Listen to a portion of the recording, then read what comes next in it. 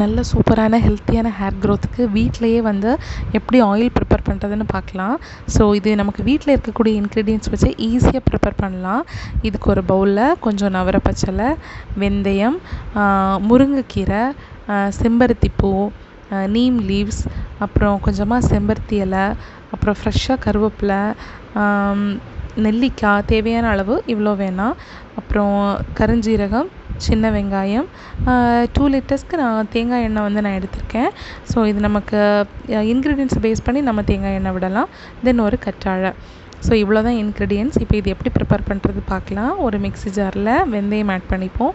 இது கூடவே கருஞ்சீரகம் ஆட் பண்ணி மிக்சியில் நல்லா பவுடர் பண்ணி எடுத்துக்கலாம். இது நல்லா பவுடர் ஆனதுக்கு பிறகு மிக்ஸி ஜாரில் கொஞ்சம் நவரப்பச்சலை, முருங்கைக்கீரை இது ரெண்டுத்தையும் சேர்த்து நல்லா ஃபைன் பேஸ்ட்டாக அரைச்சிப்போம். இந்த பேஸ்ட்டு கூடவே நீம் லீவ்ஸ் சேர்த்துக்கலாம்.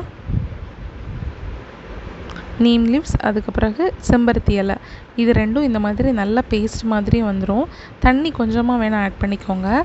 ஸோ இந்த பேஸ்ட்டை வந்து நம்ம மாற்றி வச்சுக்கலாம். இனி இது கூடவே வந்து நம்ம ஃப்ரெஷ்ஷாக கருவேப்பிலை சேர்த்துக்கலாம். கருவேப்பிலை மிக்ஸ் ஆகிறதுக்கு கொஞ்சம் தண்ணி ஆட் பண்ணிக்கணும். ஸோ இதுவும் நல்ல பேஸ்ட்டாக வந்ததும் இந்த மாதிரி பிளேட்டில் நம்ம இதை ட்ரான்ஸ்ஃபர் பண்ணிக்கலாம்.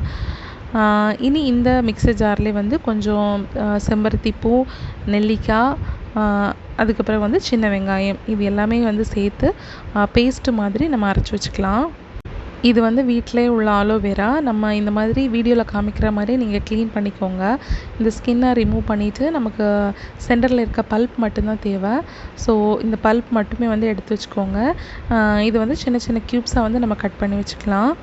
இப்போ வந்து ஸ்டவ் ஆன் பண்ணிவிட்டு இந்த மாதிரி ஒரு பெரிய பேனில் ஆயில் விடலாம். இப்போ நான் வந்து ஒரு 1.5 லிட்டர்ஸ் வந்து நான் ஆயில் விட்டிருக்கேன். ஆயில் ஹீட்டாக இருக்கான்னு பார்க்குறதுக்கு ஒரு சின்ன ஆனியனை போட்டு பாருங்கள். பபிள் மாதிரி வந்ததுமே நம்ம மிக்சியில் அரைச்சி வச்சுருக்கோம்ல இன்க்ரீடியன்ட்ஸ் அது எல்லாமே வந்து 1 by 1 சேர்த்து இந்த ஆயிலில் வந்து நல்லா மிக்ஸ் பண்ணி விடலாம்.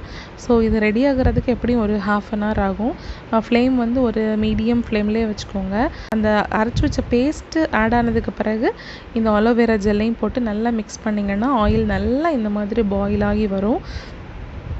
பாயில் ஆகி வந்து ஒரு 1/2 hourக்கு பிறகு நல்லா ஆறுனதுக்கு பிறகு இந்த மாதிரி ஒரு ஸ்ட்ரெயினரில் போட்டு நம்ம ஸ்ட்ரெயின் பண்ணிக்கலாம். பாருங்கள் எவ்வளோ திக்காக டார்க்காக ஆயில் வந்திருக்குன்ட்டு. சூப்பராக இருக்கும் இந்த ஆயில்.